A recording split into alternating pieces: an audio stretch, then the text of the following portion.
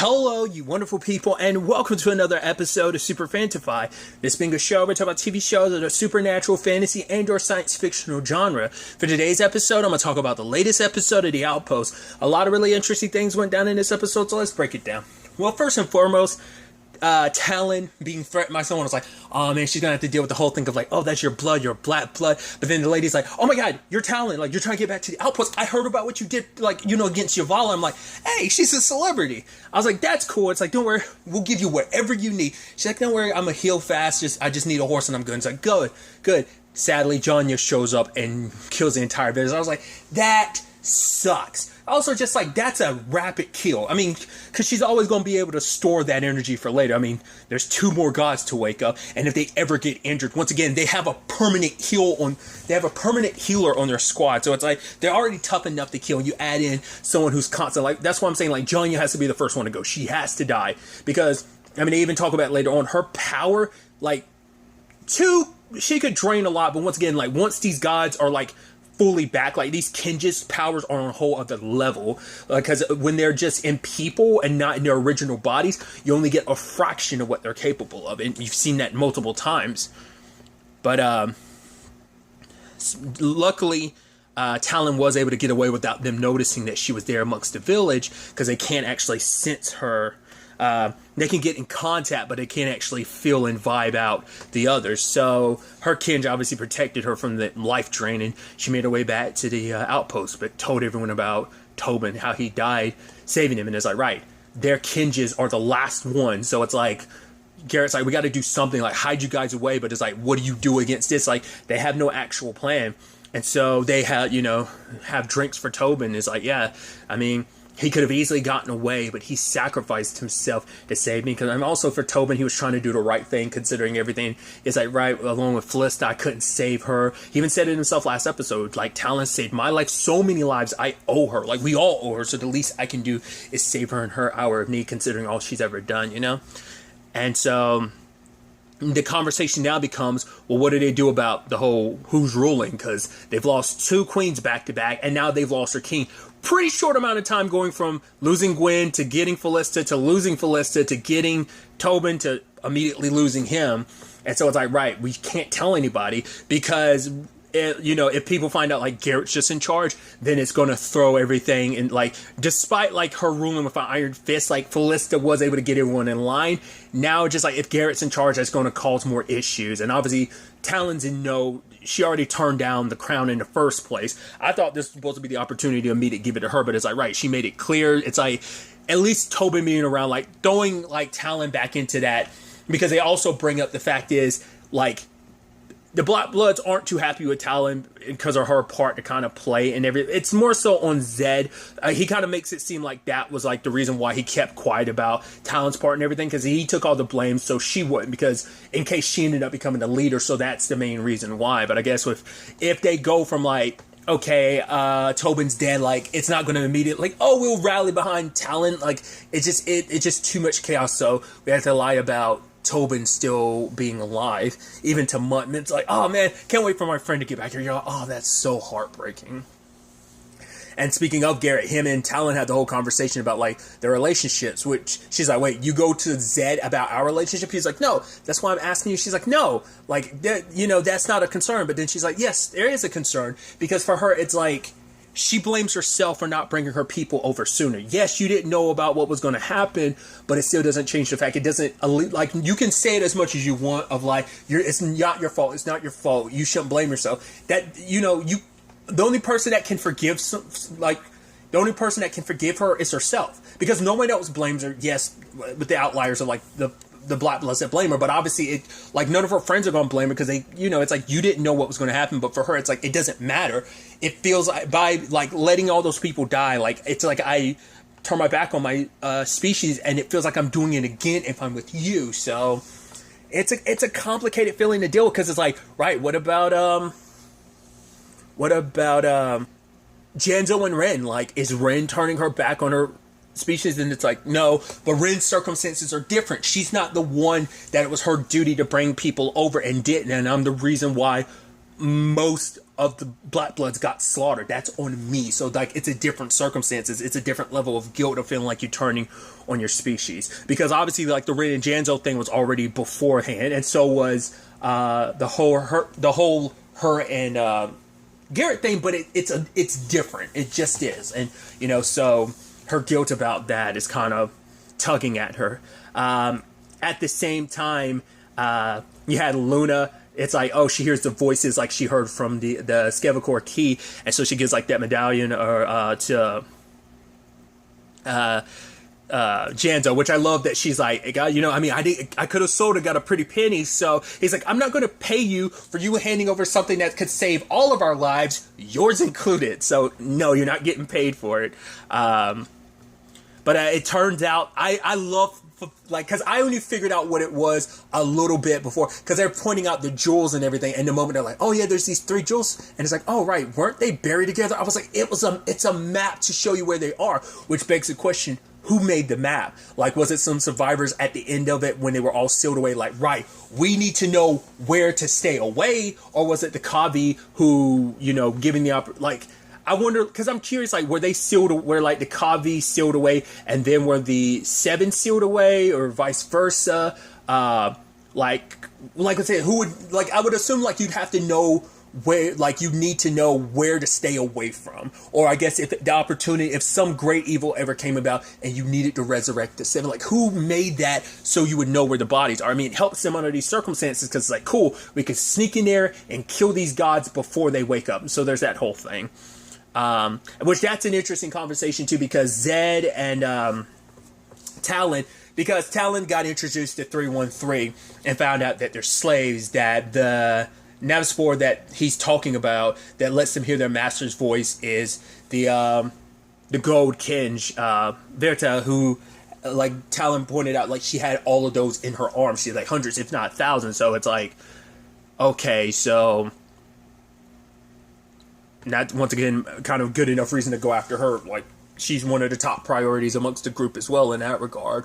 But when they go to check out the tubes where all those would have gone to the different Kavi, Zed as well as Talon both put their hands on certain symbols and they got visions. And we see the god corresponding to Talon's betraying his people, because it seems like he, very much like Talon, fell in love with the human. Like because it seems like, could you make the argument like Talon feels like, because she's amongst the humans, she grew up amongst the humans, she had to hide herself amongst the humans, obviously, because no more of her people were existing in this world.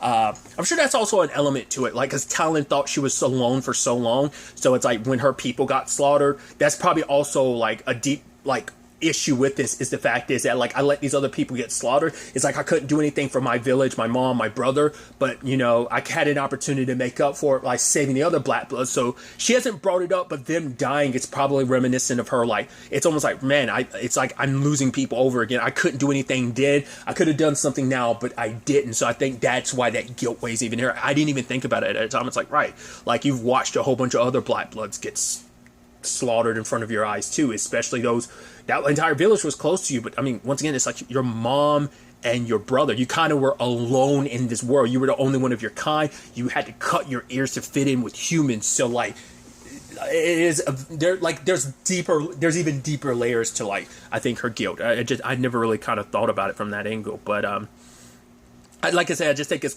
interesting, like, her story being what it is, and it turns out that corresponding god got close to the humans. They didn't figure it out, but I think we are leaning more towards what I thought, because the prophecies, at least, not the prophecies, but at least, like, what Ren has read about is, like, right, the 6 gods left, but 1 stayed, and she thinks that's the one that's corresponding to Talon's Kinj. Amongst the people, but then it's like, but even Janzo's like, but then why are the 7 revered as being so great? Because it's like the 1 stayed behind and kind of taught the Black Bloods or something, but then it's like, then why are the other 6 revered if that's the case? Because there's contradictions amongst everything. So I'm like, was it like, that's why I'm like, why would you? Because history is written by the winners, so it could be a thing of like history was skewed because he was a betrayer, and so because, like, oh, this god betrayed our other people, so like the Black Bloods, like, twisted the narrative to kind of like, right, we don't want to acknowledge this traitor, we'll just make it seem like, but then why not just make it like, oh, the 6, why even make it 7 at all? There's so many confusing aspects to that. But like, I think we are going down the route I was thinking, where the gods are like the god in particular got with a human, and that eventually gave birth to the Black Bloods.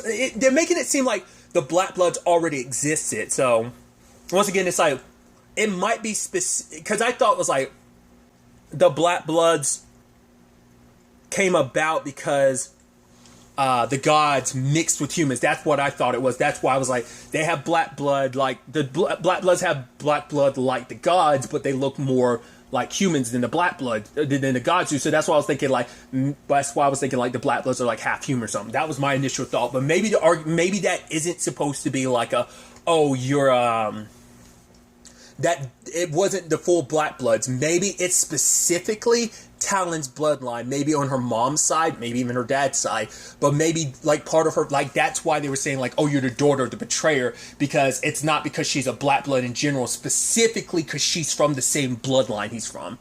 So like I said, maybe there's something there. It could be a combination of the two, or it could just be either or. Like I said, the first one of like him being basically the ancestor to all Black Bloods, but like I said, they make it seem like Black Bloods and them kind of coexist. That's why I'm kind of potentially now leaning towards him being specifically Talon's ancestor, in the sense of like he's the start of her bloodline.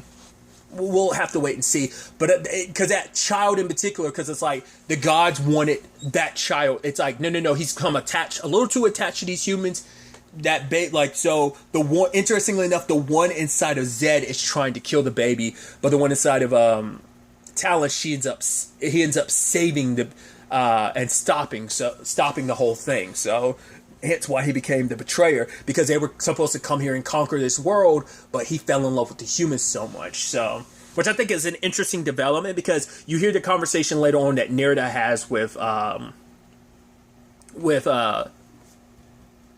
Zed, where she was like, the fact of the matter is, why are you so like okay with like helping the humans? But for him, it's like the first round of Black Bloods that came here before you, like if we almost destroyed the world following Yavala, and those humans fought alongside of us, it's not just us versus them, it's us together. Like, this world is ours. Like, Zed didn't always kind of feel that way, but now he has, considering everything that's going down. So he has a very more positive spin on like, because Nerida's just kind of like, the humans are weird, like, so that's why she looked down upon the whole Janzo thing, because it's just like, he's a human though, like, but like she hasn't spent enough time with them to kind of appreciate humans for the good that they are. She just kind of looks at them as just kind of like bleh, but which Nerida was kind of chewing Zed out about, like, because he wants everything to kind of go back to the way it was. I thought they didn't really dive into it, but I think it's because there's a part of Zed that's like, I might not make it out of this. I want to live, but I think for the first time in a long time, he's actually terrified of dying, because it's like, how the hell do we stop these things? They're unstoppable, and they're coming after me and Talon. Specifically me next. They're getting Talon last, so I'm their number one focus target. They'll get Talon later. They'll capture her, but I'm definitely next on the menu to die, so there's that whole conversation to it. So I thought he was trying to get close to Nerida because he wanted to be close to her in the sense of like, right, I don't know how much time I have left, so I want to be, I thought he was going to like move things along. Or even if nothing romantic happens to him, I think between them, which I feel like it would be something romantic happening, but I think it's more so like, right, I want to be on good terms with my friend. I don't want us to kind of end on a sour note, considering my death is potentially right around the corner. I have no idea how long I have left. But Talon's the one that's like, no, Zed pleaded and begged, even tricked me and tried to manipulate me into opening portal, but I never would. So if you want to blame anyone, don't blame him, blame me. And it's like, she's like, so that was something. So at the very least, it does help Nerida, at least to some extent, forgive Zed. But obviously they're both like trying to rack their minds around the memories, because now with the idea of like, right, we know where they're buried, let's go kill them, which is easier said than done. And Talon's suggesting, why don't we wake up mine? If I give it over willingly, then maybe we can wake him up without having me die. I don't have to sacrifice myself. But the conversation is like, yeah, but he's one of them. Like, who's to say he'll actually work with us and not like work with them again? He is a betrayer, so he would probably betray his people again if it means protecting, I guess, black bloods and humans potentially. I think they're more so what he cares about the people of this world rather than his own people. Because, once again, it's a conversation of, like, the Plane of Ash used to be a lush place until it turned into what we know it as. And then, like, once again, like, I don't know if that's the world because the conversation kind of confuses me on whether or not that's the world they're originally from or whether they're from another world and then they came to the Plane of Ash, ran things there for a while. They're like, oh, this world's kind of blah. Let's move on to another lush world that we can basically bring near the point of extinction and just move on, like, world hopping over and over and over and over again. That might just be their thing. They devour a world, and once they've gotten their bellies full from it, they move on to the next. So, like, I'm just trying to understand whether or not the Plane of Ash is their original world or not. Because 313 had brought it up, I think, last episode, but I just wasn't 100% clear on, like, what they were kind of implying. Like, he had directly said it, but because he had brought up, like, paradise and stuff like that, like, I think the Plane of Ash was supposed to be paradise, but then, like, maybe it's like, this isn't paradise, let's actually go find paradise, and so they move on to world. Maybe, once again, that could just be my idiot brain misinterpreting what is potentially really clear. But, Talon actually goes back and grabs another sees another memory, and she sees that he's the one that led him through. Obviously, he has the power of the portal. Once again, I figured as much. Like, once again, these gods have amplified versions of their power. So I'm like, so obviously, opening the portal is all Talon can do. But when it's inside of him, like, what can it do in its full capacity? That's what I've been wondering. Same thing for Zeds. We've seen it where it's like the manipulation of inside their brain and stuff like that. Like, it seems like their powers are one for one with their respective gods, but I don't know if there's going to be more to it. We only got a small glimpse in each one, so maybe there's still something that they can each do that we just haven't seen yet. So maybe that's an angle to it. But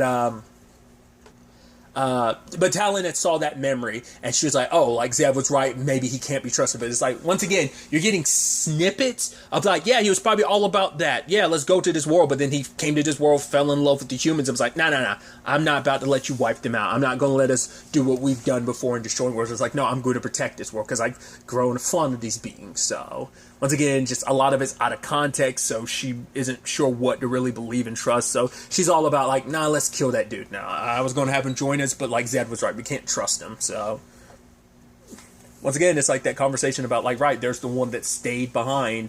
So, I think he is going to be more of a good guy.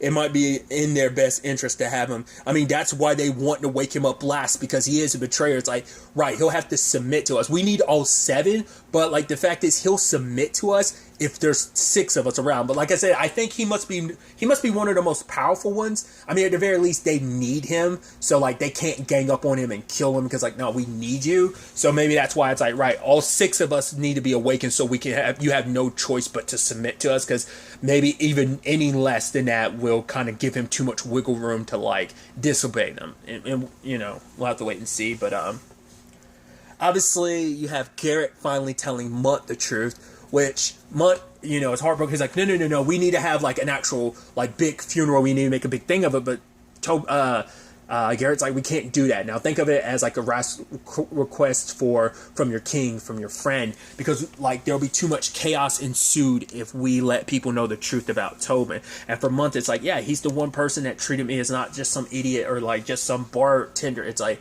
he treated me like a friend. Garrett's like, oh, like, I you still have me kind of thing, which he was like, I don't like you as much as I did Tobin, which I was like, oh, that's kind of a spit in the face, but it's like, right, you lost your friend, I understand. And Garrett being there for him. And obviously, he tells Warlita he wants revenge for Tobin, which she's like, I don't want you going out there getting yourself killed. But for him, it's like, I have to do something. I have to avenge because there's not many people in this world Mutt has lost that he's really cared about. He lost their mom, and he lost Tobin. And, like, Tobin's the closest they, like, obviously, like, him and Genzo are brothers, so it's like that's kind of like unconditional love, even if we're not blood related.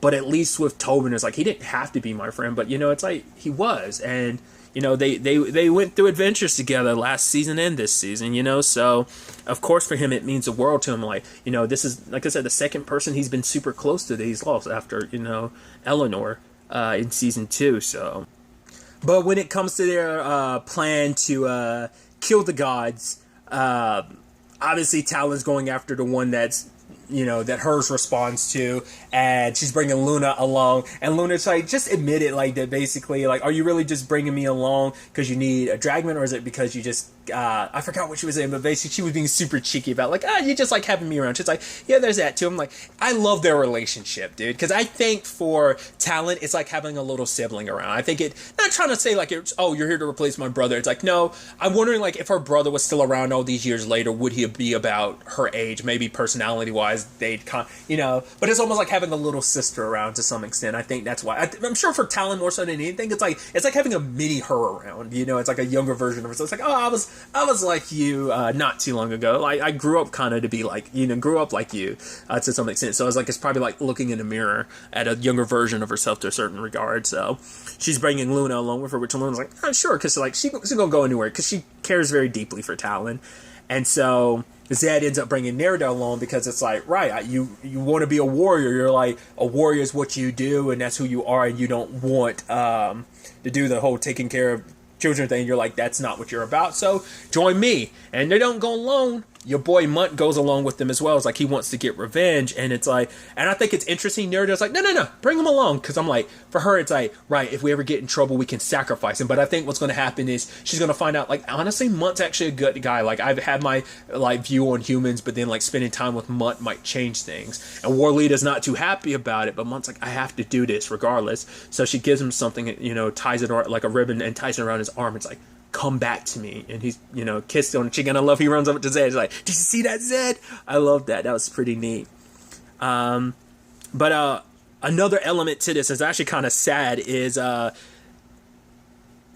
you had Garrett be like, Talon, do you love me? And she's like, what? It's simple. Do you love me? She's like, yes. He's like, cool. I figured as much, considering like we don't know what life has for us, like the craziness of it all. So here's something for certain. Will you marry me? She's like, and he didn't get the response he wanted from her, because it's like, what? Are you crazy? Are you stupid? This is literally the worst time. There's too much going on here. He's like, no, like, with all the chaos, we need something certain, and she just kind of walks away. I'm like, oh, you feel bad for him. I think it's for Talon. It's almost like you're trying to pigeonhole me into this just because you already know I feel complicated because of the whole Black Blood thing, and now you're going to throw this at me. Like, it is, you kind of picked the worst time, but it's also at the best time, because it's like, right, losing Gwen, losing Felista, losing losing Tobin, it's like, it puts things in perspective of like, right, like all that not just what we've lost recently, what we've lost in totality, what you've lost, what I've lost, what so many people have lost. It makes you want to hold on that much tighter to what you have. So it's understandable. But even Talon's like, oh no, we're as good as we could always be, which Luna's like, that would actually be the first time you've ever lied to me. It's like, right, you kind of picked the worst person to lie around, because Dragmans in particular, those two, I don't know if that's a Dragman thing in general, or is that just like these, like Luna and her sister, they're human lie detectors. So you pick the worst people to try and lie in front of. So that was interesting, nonetheless. So, but also you have Genzo talking to 313, trying to present to him the whole thing of, choice. But for him, he enjoys his being a part of, like, it's like, what do you choose? He's like, oh, to like be with my master. It's like, no, like, make your own choice. Like, like, oh, what do you want? Do you want this or do you want this? And he chooses the soup. He likes it. It's like, yeah, see, you made your own choice. And then there's a conversation about like, oh, like, here's the list of names. I'm like, what's the significance of it? But then the way 313's looking at it's like, oh, there is something to it, but why? What's so important about it? And it's like, oh, he'll find out that you're no danger. And then 1 second after saying that, 313 knocks him out. I'm like, Genzo, you poor bastard. What has Garrett been warning you? What has everyone literally been warning you about? Granted, he could have killed you, but he didn't. So that speaks volumes of like, right, you've been taking care of me. You don't fear me. So I guess I shouldn't, feel the same way towards you. So he ends up using the Skevacor key, which ends up bending like a lever. So basically the sequence that she heard, that Luna heard, is the way where you have to turn the crank. and that in itself. So I was like, at first I was like, I guess maybe that's how you do it without all 7. Like, I think you probably all need all 7 of the masters there, but if you don't have them, you just put it in that order, or maybe that's always how it's meant to work. But yeah. And it's like, 313, what did you do? And he was like, I made a choice. So he's awakened his brethren because he misses him. Like, you being the only of your kind awake. Obviously, Talon's kind of going through that to a certain extent, like as I brought up before.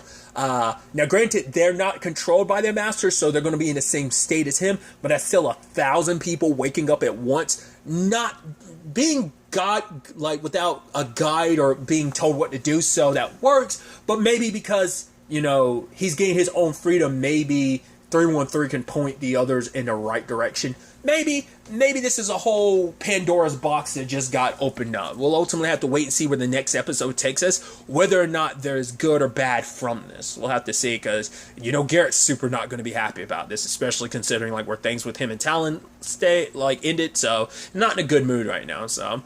Yeah, it's going to be interesting to see whether Talon keeps with the idea of killing her corresponding... the corresponding Kinge. The Zed one, I think that's going to go sideways. I think all 3 of them are going to make it out of this live, but I also brought it up, like, I think at some point, regardless of how it plays out, I think Zed is going to die. I think sadly, like, the only one that's going to make it out of this season alive is going... I hope Zed does, but, like, after the bodies that have been dropping, like, Felista, then Tobin, I think Zed's going to die. I think she might be the only... to be fair, if she ends up bringing her back to life for whatever reason, she'll survive because she doesn't have her Kinge, but there's still going to be all 7 gods, which maybe that gets wrapped up this season. Maybe that's kind of something carried over. We'll have to wait and see. There's like, what? This was episode 9, I believe. So there's 4 episodes left? I believe this is 13 episodes, like most seasons are. I think season 1 was the only exception, because I think season 1 was 10, but I think every other subsequent season has been 13. So it's only a handful. There's only 4 episodes potentially left. So I'm curious to see where all of this ends up taking us going forward into the next episode. But really, that's all I want to talk about. Till the next time we meet, be happy, be safe, live life to the fullest, enjoy it. Good day and goodbye.